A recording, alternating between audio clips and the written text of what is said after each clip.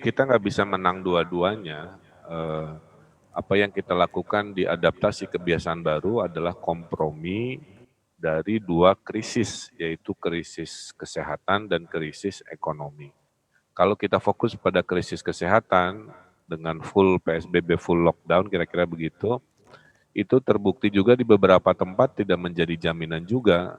Mereka aman, tapi ada gelombang dua seperti di Korea Selatan, Vietnam yang dipuji sempat terbaik juga ternyata kan kecolongan juga dan lain sebagainya. Maka diputuskan krisis ekonomi juga harus ditindaklanjuti. Nah, proses pembukaan ekonomi inilah yang menyebabkan dari data kami selama sebulan lebih, memang ada korelasinya pada saat pariwisata dibuka, ruang-ruang ekonomi dibuka, pergerakan manusia dalam catatan kami meningkat. Nah, peningkatan pergerakan manusia ternyata berbanding lurus dengan kenaikan di Jawa Barat. Walaupun di Jawa Barat itu naik turun, Mbak, kasusnya ya. Nah, tapi naik turunnya itu mulai meningkat porsi. Jadi ini juga sedang kami waspadai. Dan berita baiknya sejak kami lakukan denda kepada yang tidak bermasker dengan kedisiplinan, itu tingkat pelanggaran juga sudah turun ya. Jadi ini menunjukkan ada betulnya kita mengambil sikap tegas dengan melakukan pendendaan kepada mereka yang ngotot karena mayoritas hampir 80% dari pelanggaran itu ternyata pelanggaran individu ya.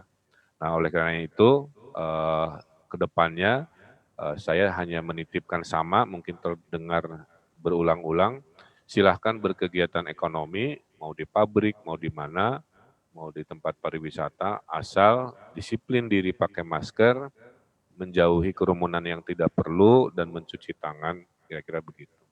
Karena Iya, banyak yang menyebut. ini akan harus dilakukan sampai endingnya si vaksin itu nanti diproduksi, Mbak. Jadi saya mungkin ingin menyemangati, mari disiplin, vaksin sementara kita ini adalah masker, dan nanti ending pandemi ini mohon doanya adalah sejak dibagikannya vaksin kepada seluruh masyarakat. Iya, sementara itu kita juga tetap perlu waspada ya Kang Emil, karena kan Jawa Barat ini salah satu menjadi destinasi warga Jakarta untuk menghabiskan akhir pekan. Banyak yang menyebut misalnya lonjakan kasus baru-baru ini itu adalah cluster long weekend. Kalau Anda sendiri seperti apa sih melihatnya? Di sisi lain kan tadi Anda Sama, katakan ini juga menggerakkan perekonomian sebenarnya, adanya ya itu yang aktivitas saya bilang, masyarakat. itu pilihan-pilihan sulit yang harus kita manage ya. Ambil sekarang kami ini statusnya mayoritas yang zona oranye itu ada di Bodebek, bahkan satu zona merah yaitu Kota Bogor. Di minggu terakhir minggu lalu, di luar Bodebek itu rata-rata zona resiko rendah.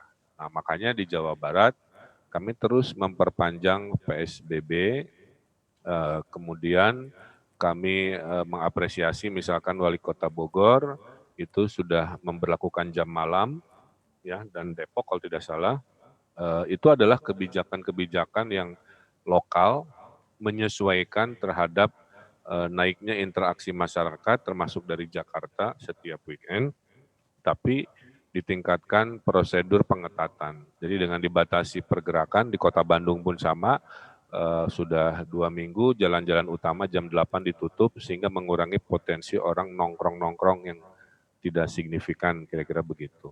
Nah, jadi kewaspadaan terus dan pengetesan masif juga terus. Saya baru membagikan, Mbak, 27 koper testing PCR portable atau PCR jinjing yang bisa membuat kita mengetes sampai pelosok-pelosok di gunung-gunung di desa-desa untuk meninggikan testing PCR kita. Walaupun rasio kita ini sudah paling tinggi di luar Jakarta adalah Jawa Barat sekitar 220-an ribu testing PCR. Nah, itulah yang akan kita lakukan terus-menerus menegakkan 3M, menaikkan testing, memperketat kebijakan sampai nanti vaksin bisa dibagikan ke masyarakat.